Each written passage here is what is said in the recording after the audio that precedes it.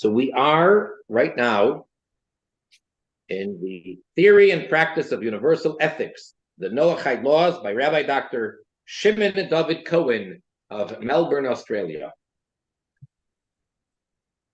Page 91, if you have the book. So this is in the middle of chapter 4, Society, and part 2, the Personal Moral Culture, page 91. The biological family and spiritual identity. The heterosexual union of man and woman in a committed union, marriage, is the norm of human sexuality in Noahide law. So we're not at the point yet, and hopefully we'll never get there, where I need to say what I'm about to say. And that is that it is still a fair statement to say that heterosexual is the norm in society.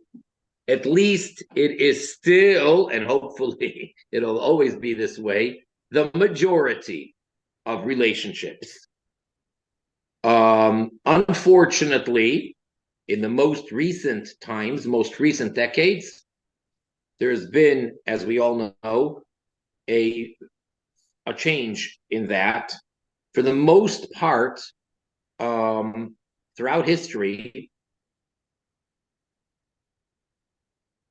this was the norm, was heterosexual, but homosexual was considered abnormal, although in certain cultures it was very common, but it was still considered, I can't say abnormal if that was the culture and that was the norm then, but it was still considered irregular, if we could use that word. Unfortunately, today, there's been a very, very big change, but the norm of human sexuality for all of mankind is male and female are supposed to get together to reproduce, as we're going to discuss now, so I may as well read it inside. But it's really all about the attraction between a male and a female and a male, and that's the norm, the way it is for the animal kingdom. That is how God created the instinct, the character, personality, if you will, of his creation, right? All about the birds and the bees. This contrasts with the contemporary ethic of hedonistic materialism, which states that individuals should be free to unite sexually with whomever they want. All right, we spoke about this beforehand, this philosophy that it's all about self-indulgence and it's all about pleasure. No pain, no discomfort, just pleasure. I don't want to hurt anyone else, and I don't want to get hurt. As long as I can enjoy myself, as long as other people can enjoy themselves, everything is good. That is the wrong, messed up philosophy that they have. For according to this view, this can be a legitimate enjoyment, provided that no exploitation occurs, as in pedophilia, where the partners are unequal, or where compulsion of an unwilling partner is involved, or where presumably a breach of trust is involved. In other words, let's say a minor, that's already no good because they're not old enough to make their own decisions.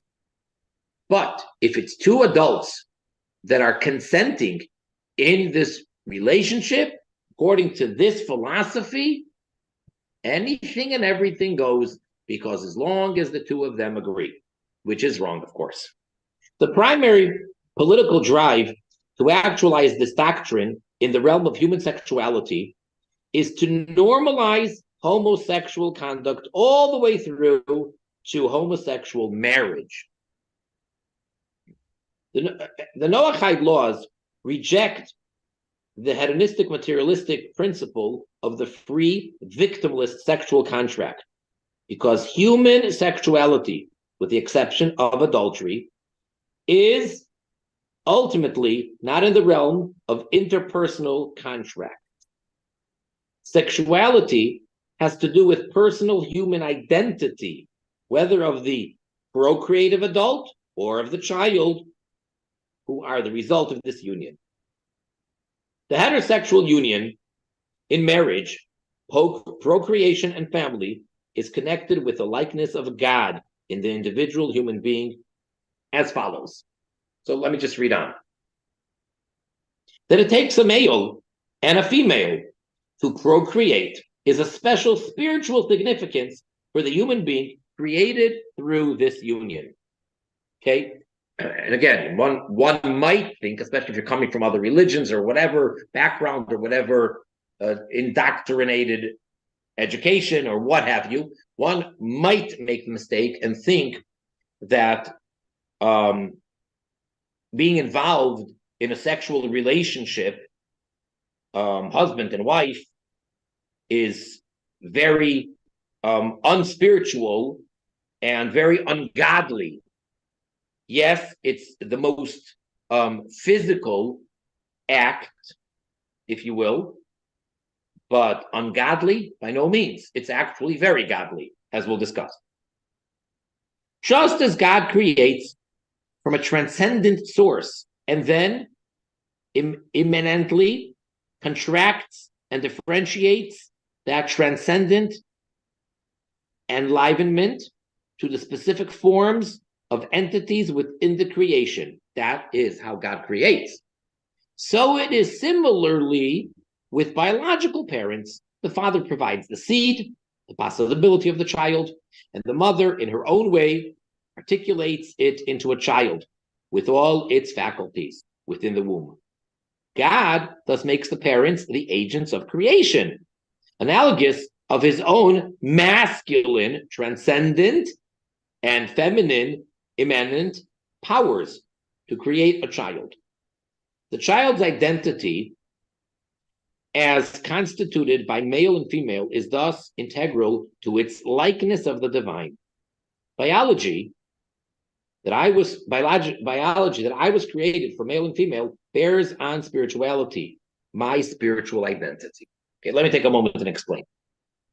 God, of course, is not male nor female.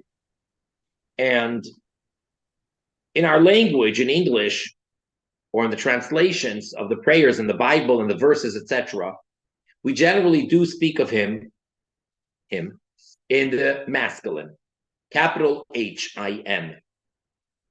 So first of all, in the original, in the Holy Tongue, Hebrew, there is no such thing as an it, as an article of a grammatical expression of something, of a noun that isn't either masculine or feminine.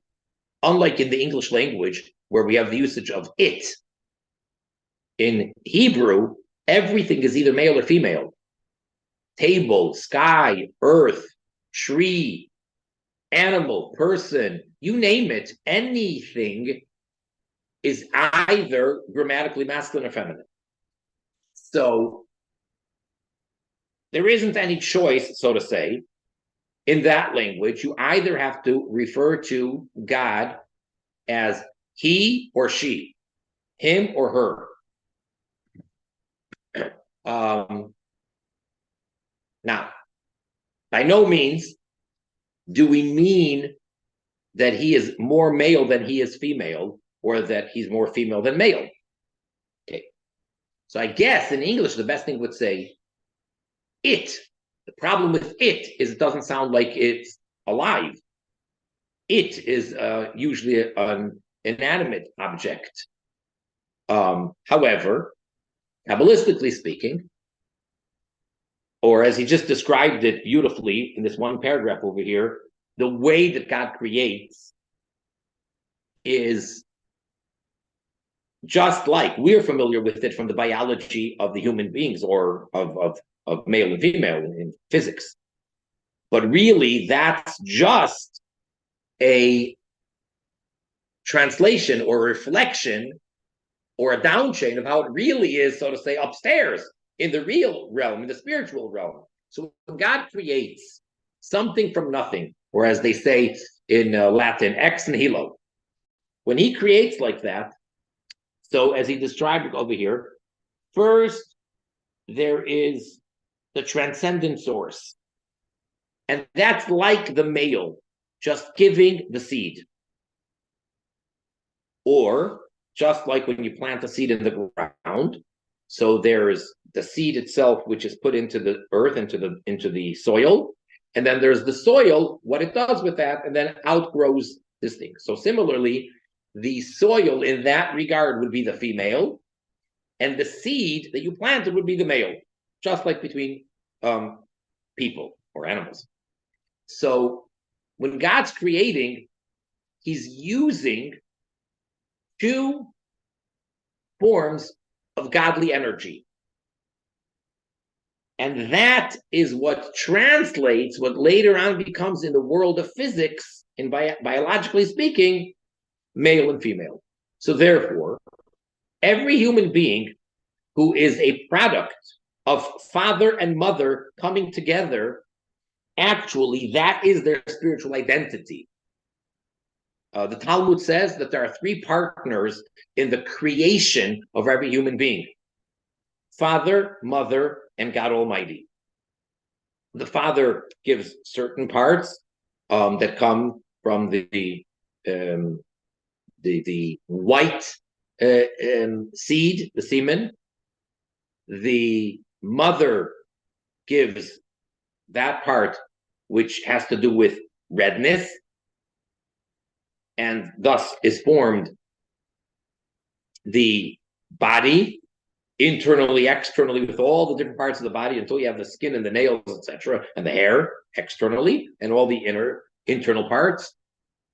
And then God does his part and blows in a breath of life, the soul, that which is not tangible. Otherwise, it would just be a sack of bones. It would just be a dead child, God forbid. So therefore, those are the three partners. So it comes out that every human being, his spiritual identity is based on father and mother coming together. Middle of page 92. Not only is it significant that I was created from male and female parents, it is also significant that these are my parents, by whom I was born and raised. Thus, the biblical verse, as noted, states that a man shall leave his father and mother and cleave to his wife and become one flesh. That's a direct translation from the verse in Genesis, right where God creates the people. Two distinct people become one flesh, in the flesh of their child that results from their union. So when someone is blessed with having a child, when a couple, I should say, is blessed with having a child, that's how they're all one. And even in a,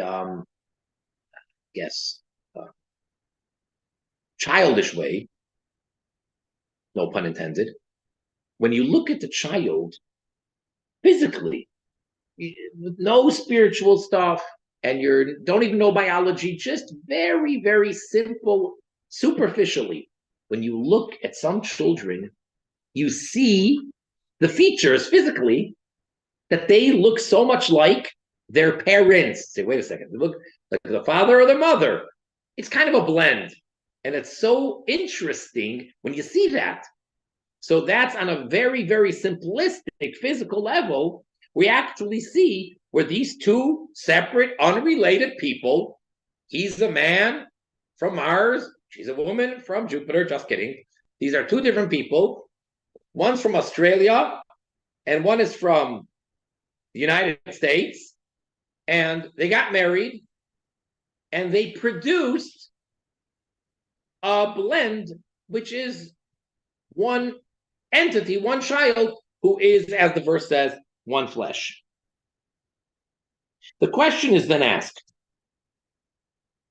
if so, what is the novelty of human reproduction over animal reproduction, which also produces a one flesh expression of the union of male and female. Okay, that's the question of the Ramban Nachmanides, as he references in footnote 16. That's the Ramban's question. In the Torah, in the Bible, God is making a big deal out of the human reproduction because he says that they come together and become one flesh. Well, that's the case with every animal that reproduces. There's the male, the female, father, mother, and then they reproduce. And that's one flesh. What's the difference? The answer is that the offspring of animals do not subjectively identify with their parents, nor do parents with their offsprings, beyond the time of material and physical dependency of children. And I think that National Geographic would agree with that as well. Okay, I'm sure there's many, many studies and articles about this, but of course we know that in the animal kingdom, a mother would endanger herself, her life, to save her kid, her cub, whatever animal we're talking about. I get that, and he's saying that. But afterwards, we don't see that there is an attachment. It's not like the grandparents are invited to the grandchildren's wedding or funeral. They don't have that. It's just animals. They're detached. So again, you could say, how do we know the feelings? But from looking at what's going on in the animal kingdom, the grandparents and the great-grandparents don't have any attachment. And you say even the parents don't after the dependency period. Human offsprings, on the other hand, do identify with their parents and parents with their children beyond the time of physical dependency, forever. I mean, that's a healthy situation, and that is a natural situation. I understand there are exceptions, and some people are going to say, oh, my parents, the worst in the world, and I wish them the worst, and I have nothing to do with them. And when we hear that, what does that do to a person? We feel terrible. We feel very sorry that there is such a situation. We're not, even if I'm not judging, and I'm not saying who's at fault, and I'm not saying, oh, you're a terrible human being because you can't have that view of your parents. The fact that someone can feel that way about their parents, or the parents feeling that way about their children when they excommunicate or they disown their children, that sounds so painful and so abnormal and unnatural. In other words, naturally healthy situation, the norm is that parents and children have this bond forever. This mutual conscious identification unifies the parents through their offspring. And in a comical way, sometimes when you have couples that are having a lot of domestic discord, and they're lacking peace in the home, and they would, under normal circumstances, at least consider divorce, there are many cases that they stay together, and they stay together for the sake of the children, or so children do keep them together. And as I'm sure you'll all agree with, in the best of cases, even of divorce, the children suffer. I don't think that there's a way out of that. So that itself is a reason, in some cases, that the couple stays together just for the sake of the kids. Now, again, I'm not saying that that's what one is supposed to do in every case, but that is a consideration. And there goes the joke where you have this couple that they're in their late 90s and they come to get divorced. As they get divorced, you guys have been married since you were 18 years old. What are you getting divorced for now? They said, we were just waiting for all the great-great-grandkids to get married off. And now that they're all happily married off, now we want to get divorced. We've been waiting for this for the past 50, 60 years. But the point is that children do keep the parents together. And it's the biggest blessing is to be able to actually have a child. And every child is the greatest gift. This indicates that identity in lineage is important for human beings. The child knows itself as the offspring of these parents. The parents know their union themselves through their offspring. The human being has a past and a future, continuous personal identity through biological reproduction. Right? We have children, then they have children, and they have children, and that is my legacy. That is my continuity. Two men or two women cannot reproduce. Artificial reproductive technologies used to produce offspring for them does not transmit identity between the generations because they are biologically disconnected. So you're not doing anyone any favor. You're doing a great injustice for those poor babies that are born from this artificial garbage. And it's no fault of their own. The product, the poor little children are complete, innocent products of twisted people. Very sad, very unfortunate. I would maybe compare it to a pregnant woman, a mother-to-be, who is being very irresponsible in the intake of lots of drugs and smoking and who knows what she's doing to herself. And then the child is born as an addict. So you could ask, did the child do anything wrong? Why is the child being punished? An innocent, pure child that was born like that as a drug addict, the one who is really at fault and the one who's really disgusting is the mother. Again, you could say the mother couldn't help herself because she herself was addicted, whatever the case is, but the child is innocent.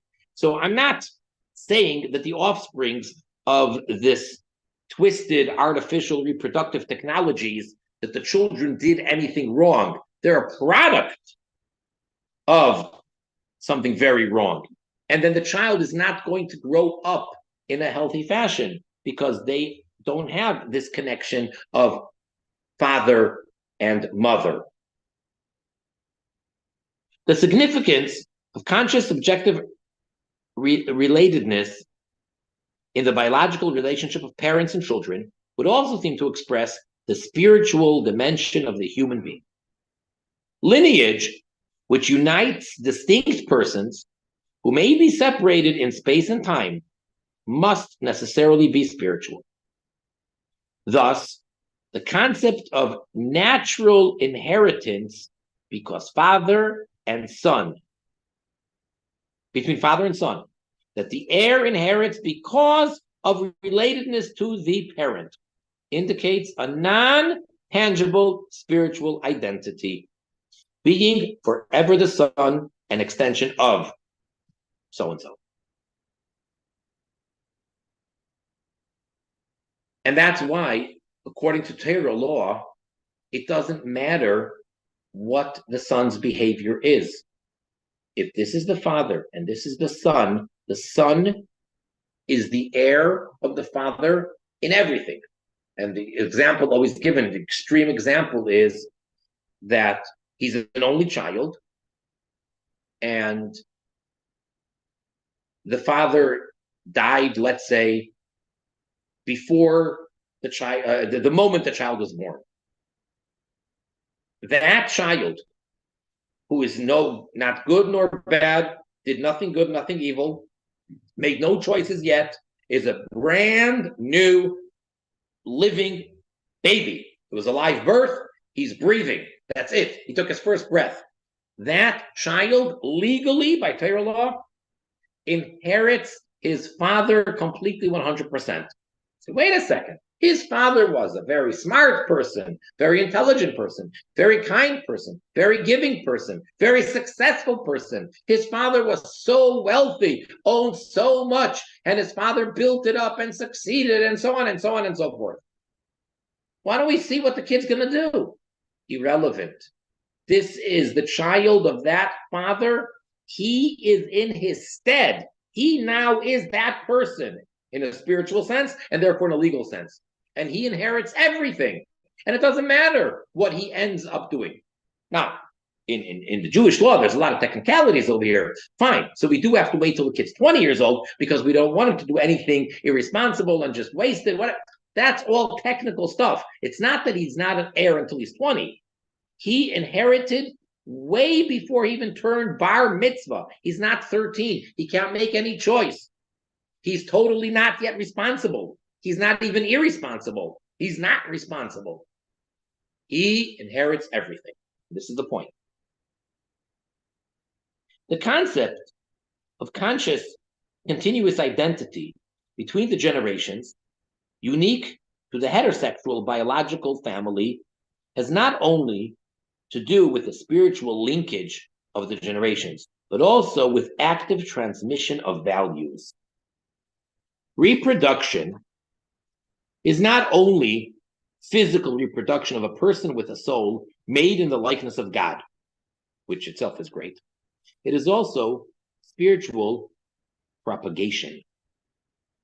It is connected with actualization of the values associated with human soul.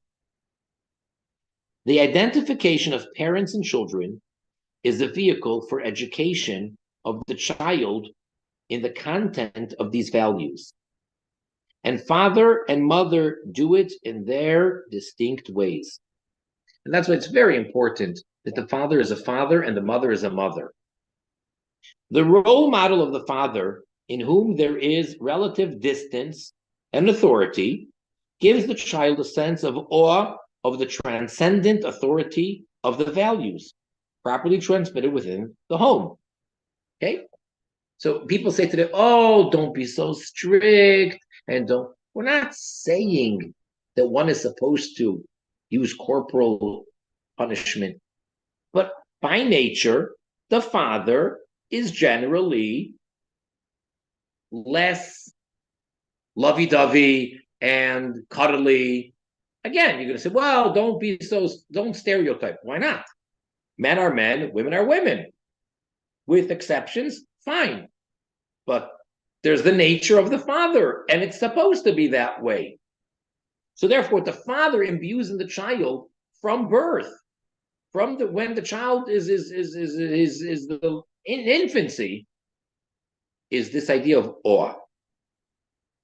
The role model of the mother emphatically relates and translates these values to each member of the family with a full cognizance of their differences and gives them a love for these values. So the mother, who is able to channel and to see each child what they need and how they need it, she, just like physically, the mother took the seed of the father and developed it for 9 months and produced from what the father started with, what the father had, which was in a drop. And she turned that, her body turned that into a complete human being. Similarly, with the value system, the father plays that role model, and then the mother is able to take it and develop it in a way that the child ends up having love. So a healthy person needs boundaries, borders, and a healthy person needs affection and love. So we end up having awe, reverence, fear, if you want to use that word, and love and compassion and closeness. And that's how we're supposed to relate with God. Are you supposed to love God or be in awe of God? And the answer is both. A child needs a mother and a father, emotionally, materially, and spiritually, to foster the divine likeness and nurture its values in the child itself. So yes, every child is a spiritual product of the father and the mother, and we're made in the likeness of God, in the image of God.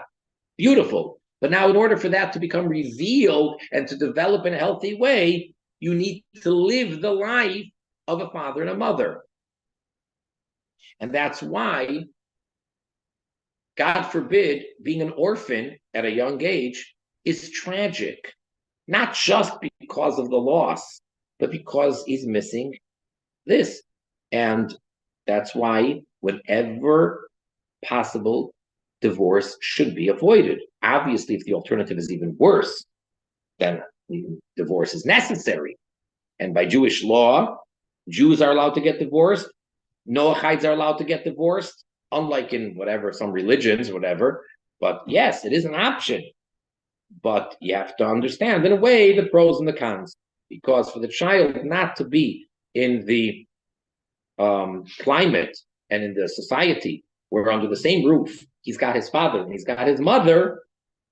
Okay, but if, God forbid, if there's domestic violence or who knows what, then of course, break up that situation and get him out of there if you can't fix it. The procreation of the heterosexual family is the actual vehicle for the propagation of generations made in the divine likeness, with a moral and spiritual education which actualizes that likeness. So that is, theoretically at least, a healthy world, a healthy situation of how it continues. Okay, I want to do the next page over here, and then we can open up for discussion. Bottom of page 94. The respect for religious tradition. Not only is an education in spiritual literacy important for a person's relationship to God, so also is a culture of respect for religious tradition and institutions. It is respect which bolsters and upholds morality and receptivity from its teachers. Whilst this respect for religious guides and institutions was traditionally built into society, the culture of hedonistic materialism seeks to dismantle it. They say, we don't need that religion. Don't shove any of your beliefs and religious stuff on us. Because again, remember, enjoyment, pleasure, yes. Pain, discomfort, no. So they say, leave religion out of it. The following are some practical examples in an otherwise advanced society of forms of persecution of religion.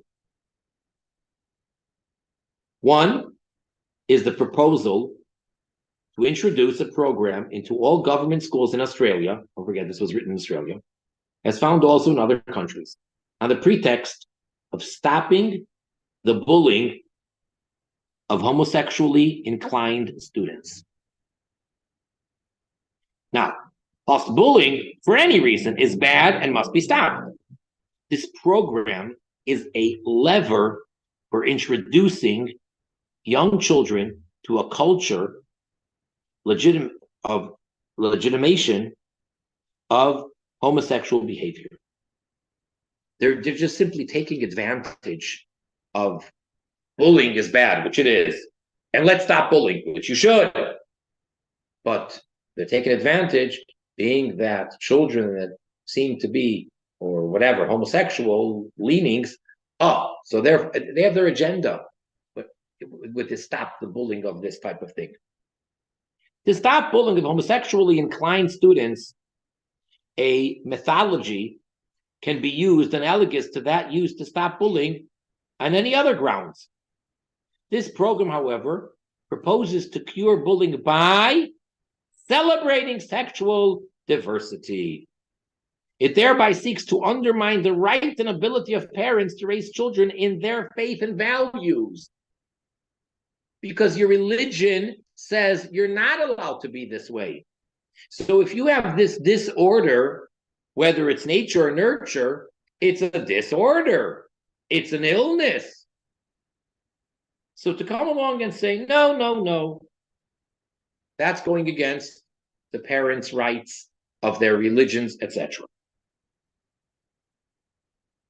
A second attack on religion and religious freedom is the move on the grounds of egalitarianism in hiring to force religious schools to accept staff whose personal, professed values and conducts, including sexual practices, flaunt the religious ethos of these schools. So you have a school that has certain belief system. Okay, how can you force us to take a person that in their personal life and they're open about it, they lead a life which is against what we stand for, we're trying to teach the children? The absurd concession is made to say that the scripture teacher may be a person who models the ethos and perhaps also the headmaster. But other staff, whom the students readily see and who also influence them by example, can openly manifest values contrary to the schools. This is a direct attack on religion in the place where its ethos is modeled, taught, and disseminated. You ever hear the expression, do as I say, not as I do? So educationally speaking, that is, needless to say, extremely destructive. You tell the child, do as I say, not as I do, you're educating him to pass on the buck the same way, and he'll tell his students or children, do as I say, not as I do. No, the best form of educating is by being a living example. If you want to implement ideals and a way of life and a belief system in your children and your students, besides talking and lecturing, and besides writing and reading and telling and this and that, the most important way is being an example yourself, a true living example. So if you're going to have an institution, say, well, the teachers are fine, and the headmaster, the principal, is fine, but what? It's not fair. It's not right that you're going to force other staff members, even if it's just the secretary or whatever. Another example of the contemporary attack on religion is found in contemporary legislation providing for abortion on demand. In, for example, the Victorian Abortion Law Reform Act of 2008. This law contains a clause which compels a doctor who objects to an abortion not required to save the life mother, right? It's not a matter of the mother's life is in danger, to refer the client to another doctor who is known to have no objection. The implied penalty for failure to do so is the resignation of a doctor. So basically, you're going to fire him. Such is the penalty faced by a doctor who refused to refer for a woman for an abortion on grounds that the parents did not want a girl. Can you imagine? Apart from compulsion to kill, this is religious persecution. The doctor does not agree in aborting any live human being that's inside the mother's womb. It's not endangering the mother. The parents, in this particular case, were upset that it's a girl, they wanted a boy, so they wanted to abort. He wouldn't do it, and he wouldn't even refer them to someone else who would. So that's religious persecution.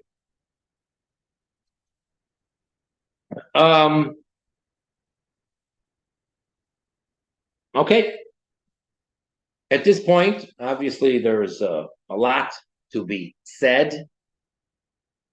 So we're going to open up now for questions, comments. You have the floor. Go ahead.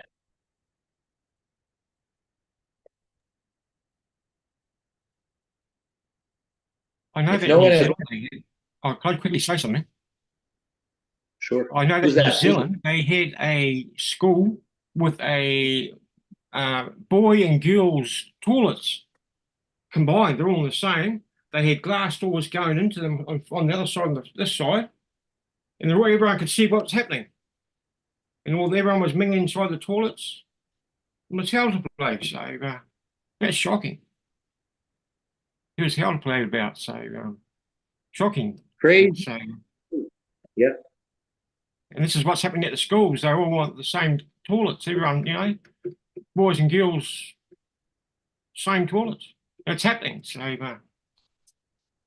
crazy. It's very, and it's at such a young age they're brainwashing the children against the nature and against the way that we were created. They're telling you would not believe unless you see it how young these children are, and they're already telling them boy girl, no such thing, no difference, and it's like crazy. They're not even getting, they're nowhere near that age of that type of education. It used to be in the olden days when you dealt with, I guess, sixth grade, maybe fifth grade, they would have an introductory class. They'd have someone come in and lecture, and then they had the regular sex education. Here, kids in preschool and younger, they're already trying to train them and to make them not be the way they were created. Very, very scary. It's unbelievable. It's unbelievable. May I speak, Rabbi? Yes. Rabbi, as a teenager currently going to high school, I have seen the effects of the agendas that the school board at my school have introduced, um, such as allowing people who identify as a female to enter the girls' washroom. Talk to many girls in my school. They feel uncomfortable, and that's pretty. And I find it pretty concerning. I mean, I've already heard many instances that that girls in the washroom are being harassed by these quote unquote transgenders. So, is there will they be able to like will the people who implemented these policies, I mean, will they realize how stupid they were in the first place? I mean, would they? I mean, I wish I had the answer. It's it's absurd that a person can come along and just say, "Oh, I feel like the opposite gender." Okay, you have a right to express yourself, and therefore I have a right to what? To go to that bathroom, to go to that locker room? What are you, crazy? There's the boys' locker room and the shower room and the opposite gender or vice versa, because and you can get away with it by you feel that you're the opposite gender. It's crazy. Again, I'm not getting into how the person got to that feeling, but it's definitely a disorder and it's not a right. And it makes the rest of the people, it's like one of those things where you start wondering, am I normal? Because so much is going on around me. And then you say, maybe I'm the crazy one. The world is unfortunately heading in such a direction where people begin, wondering. But no, we have to continuously understand and learn and tell ourselves and educate others. But I don't know what the only solution is, like most everything else: education and teaching and living by example. But it's very disheartening and frankly scary.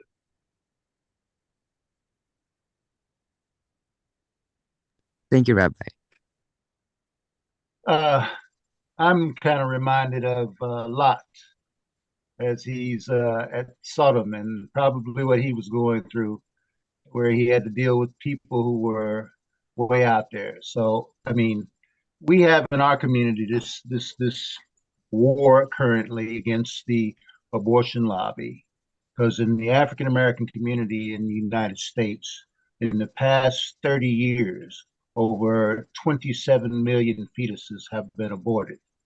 And when I was talking to my rabbi, he was saying that's a Holocaust. And it actually is. And so people have been fighting against the organization Planned Parenthood and the groups that push for abortion on demand, and it's quite a fight all over the United States right now.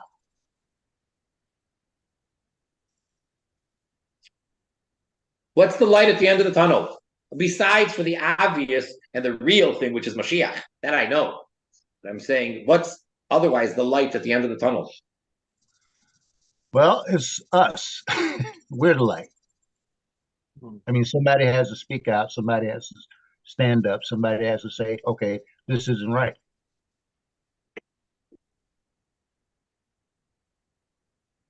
Ultimately, yes.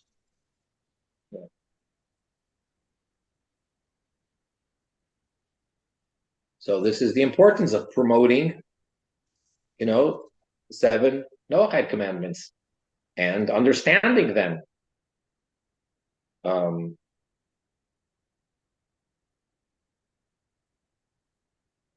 Yeah.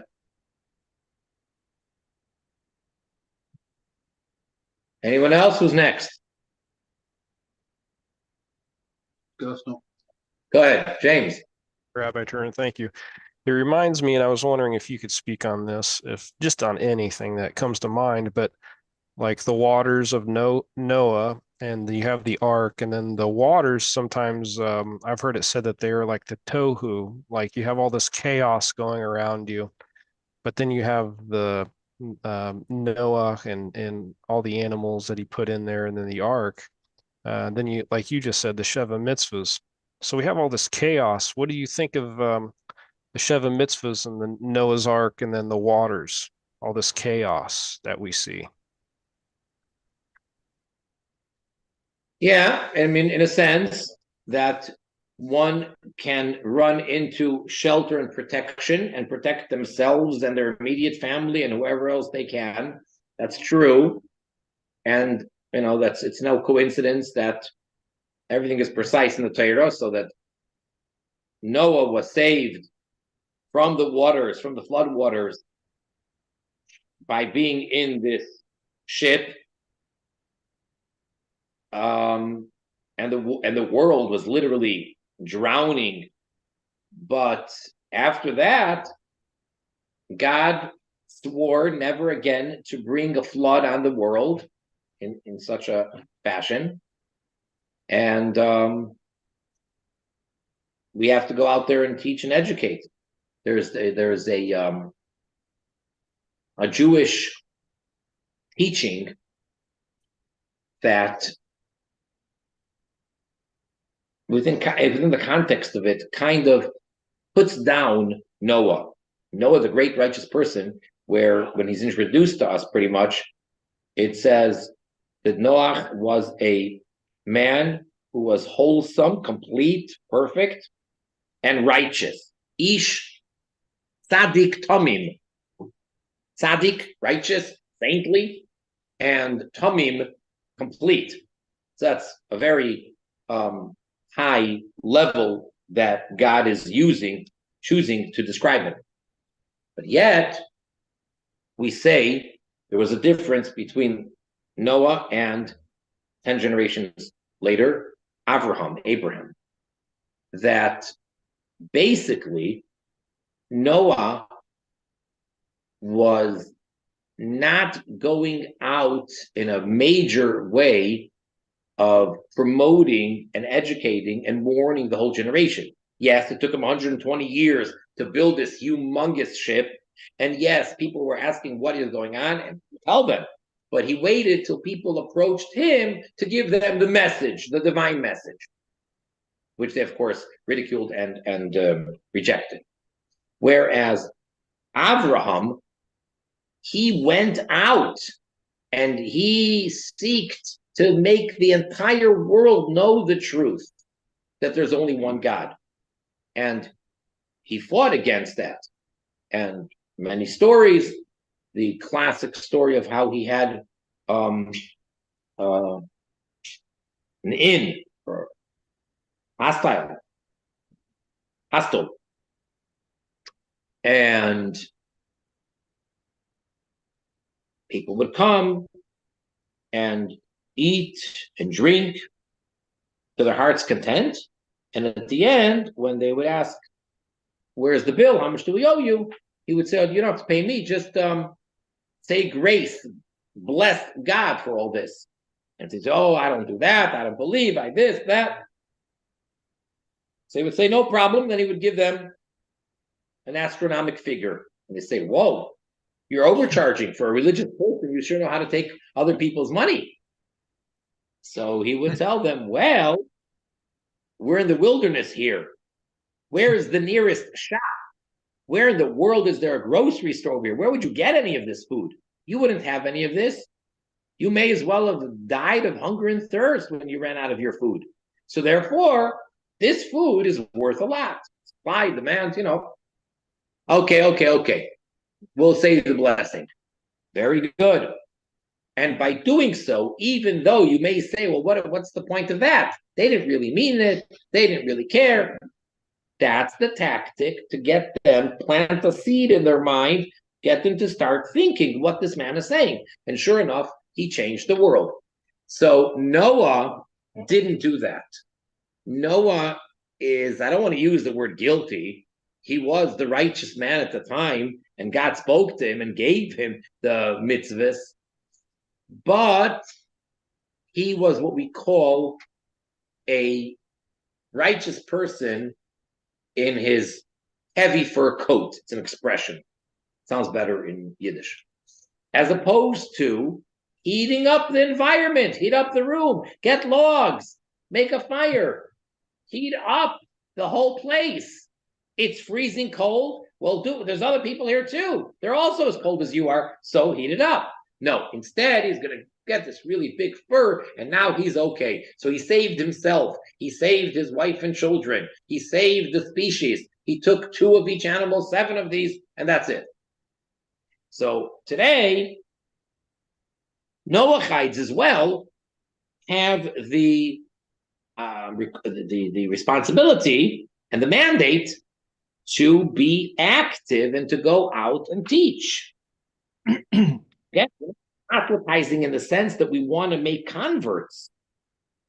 It's not converts. We don't want anybody to convert to anything.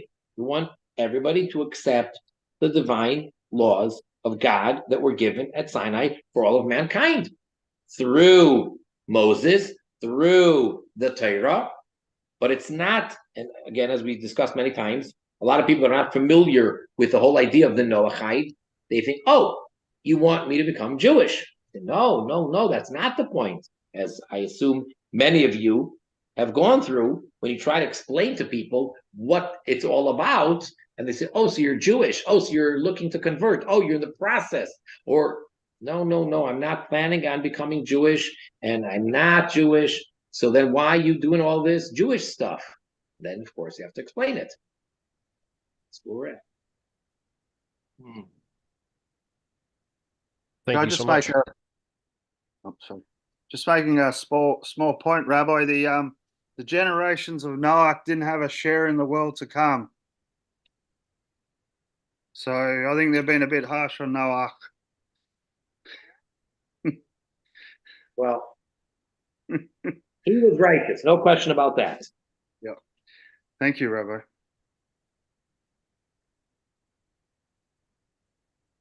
And again, in all these things, I always emphasize when I'm teaching different parts of the Torah that the early generations or the biblical stories, in most cases, they didn't have who to learn from. So that's a big, how should I say, ticket to let them, off. They did not have who to learn from. We do. And it was revealed to us and was placed in the Torah for a reason, so that we should learn from their mistakes. So that's a major difference.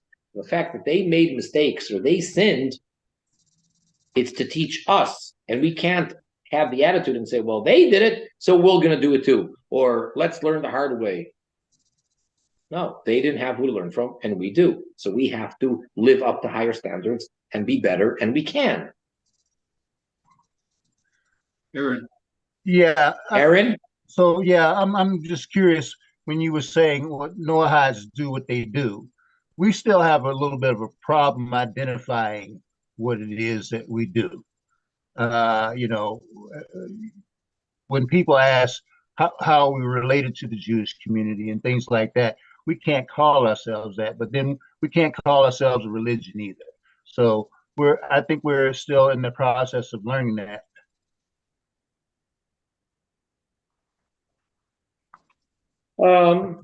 Yeah, okay. Question is, what do we call Noahides?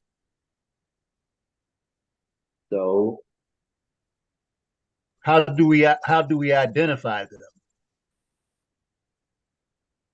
as Noahides, the descendants of Noah. I mean, there's a reason why they're called the seven Noahide commandments, Sheva Mitzvahs B'nai Noach. It could have been called, you know, after all, 6 of them were already given to Adam when you know, so it's Noahide, which is a character from the Bible, from Genesis, and yet not Jewish. It's before the Torah was given. It's even before Abraham. Would it be safe to say they also have a way of life? Yeah, that's the rule, following, abiding by God's rules. So you say, well, which religion? Okay, no religion. If I believe in God and I follow his rules, am I a religious person? I don't know English well enough. What does the word religious or religion mean? Of course, go to the source of where it came from, whatever language it came from, and then you can get very technically, grammatically correct and say what it means. So maybe the thing is, yeah, the problem I understand that we're facing is when you want to say that, oh yeah, we are religion of the Noahides, well, then that just sounds like we're one of the rest of the dozens of religions out there. And what makes us better than anyone else or more true than anyone else? You'd assume every religion claims that they have the copyright to the truth. Otherwise, why you believe this? You know, not too many people are multi-religious, you know, unless they're still searching. But you don't have a person who says, well, I'm actually Muslim and Christian and Jew. What does that mean? Who do you, what do you, what? You know, so I understand the discomfort of calling it a religion. As I say, sometimes when I go out to try to do mitzvahs with other Jews, whether it's to put on the tefillin on Jewish men or any other mitzvah to go out there. So sometimes people say, oh, you're so religious, or they tell me they want to excuse themselves for not participating or from not indulging in my request of their religious activity. So they say that they're not religious. So oftentimes I'll respond, neither am I. They look at me, wait, we're not religious. You know, that throws them off. So then I say, yeah, I'm not into labeling. And I'm not into labels.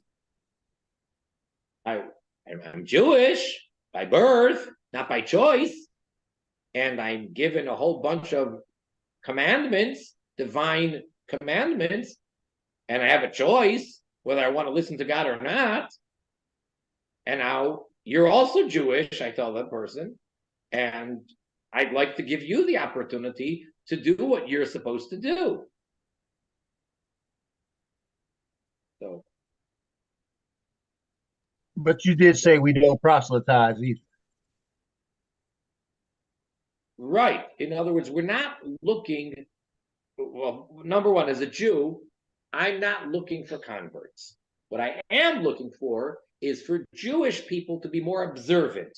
And now what I'm looking for, as well as what all of us are, you're looking for the non-Jew, the Noahide, to become more observant in their laws and to follow them because they're divine, because they're God-given. So is that called proselytizing again? may be literally, according to the translation of the word, that is proselytizing. Like, for example, different places of business or different shops or what have you have a sign that they don't allow no what's the word I'm looking for? Not proselytizing. No Solicitation. Right. No soliciting. So I, who don't know English that well, choose to understand the word soliciting, meaning that I want to sell something for money, some financial gain.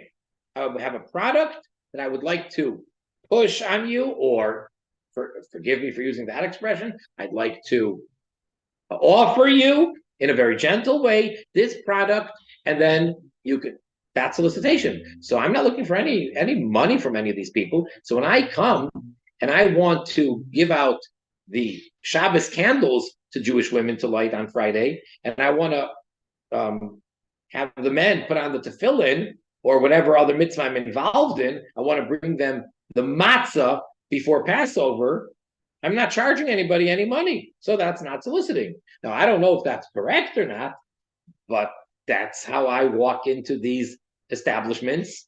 And when they say, oh, there's no soliciting here, so I say, I'm not soliciting. So it's a matter of semantics. So if a Noahide decides, oh, Education Day is rolled around, and he decides to make some type of gift to give out to people in the public, and say, oh, this is in honor of the celebration of the Day of Education, the Noahide Day, where we observe the 7 commandments, blah blah blah. That's the same kind of concept. We're able to do stuff like that, even though we're not charging anybody any money and all the rest of that. I would think it's a wonderful thing to do. It's just because missionaries push their stuff doesn't mean that we're not allowed. And again, I don't want to use the word missionize. You say, what do you mean? You're on a mission. Yeah, but certain words became coined as meaning something or having some connotation that's behind it. So there's like a lot of words. Like if I was to talk about Mashiach and I'm going to say messianic. So am I messianic? So of course not. But in truth, literally, of course I am. I believe in Mashiach. I want Mashiach. And I am doing whatever I possibly can to educate myself and others in how do we get to that point. And how do we expedite the complete revelation of Mashiach? That sure sounds like Mashiach. And in English, that would be messianic. However, because that word has been branded by a very specific type of people, so then I can't use that word in that fashion. And the same thing I would say, maybe to a lesser degree, is when you say proselytizing. Proselytizing means you're going out there and trying to get people to convert to a particular religion. But I'm not. And neither are you. You're not trying to get people to convert to what? You're trying to get them to keep God's laws. So there's a difference there. Same thing with any of these, but to give out pamphlets or gifts or cards, why not? The cards that have the list of the 7 Noahide commandments, especially if there's a good website that they can go to, that's the least that we can do. I mean, it's a lot more than that. It's all about education. It's all about having classes and having people learn and spreading the message and having it uploaded onto the internet and having billions of people in all languages learning it, of course. But the very least that one can do is at least give them the initial start, awareness, something, and give them the card. Rabbi, I might give out these. Can you see? Yeah. Let me see. One second. Yeah. You probably can't see it. Hang on, probably, yeah, it's not coming up. Your green screen is making it disappear. You can't see it. The Noahide laws, and it's a card. Can you sort of see it? You probably can't. Don't worry. It's got the What is it? Noahide laws. Where did you get it? Oh, there's a lady in Europe does them. She sells them about 200 in a pack, and I've got another pack here. But I put them on the buses. I give them to people I'm out, and then it starts a conversation. It's amazing. I'm in the cafes and Beautiful. Amazing. you know, she's got Amazing. them. Yeah, you know, it's good. And you got the scripture references on the back. So you got believe in God, then respect His name. 30, respect life. Then 4, respect family life. 5, respect others' property. 6, respect animal life. 7, live by the laws and justice. And then you got all the verses. But then you can go on a conversation with them. So by distributing those cards, are you proselytizing or not? No. That's my business card. That's my business card. That's what I do for a living. So A person's not I can't work. proselytizing. I can't work because I'm blind. I've got to. If it's your business card, then maybe you're soliciting. No. I usually put them on the coffee tables or whatever. I just put them around. No. But we can have arguments in the street, for sure, the Christians. But it gets too hot, you know. It can get very hot. So so I don't. All right. Yeah. We're up to page 96, third section, social organization, which hopefully, possibly I should say, next week we'll be able to finish the chapter. And if not, that's also fine. But I would like to try to finish this chapter next week and not begin chapter 5 until the following class. In the meantime, everybody, be well. Spread the word. No proselytizing, no soliciting. Just teach everybody the 7 Noahide commandments and make sure that they all keep it. All the best. Thank you, Rabbi. Thanks, Rabbi. Good Shabbos, Rabbi. Good Shabbos. Yeah, have a good week. That's great. Yeah, awesome.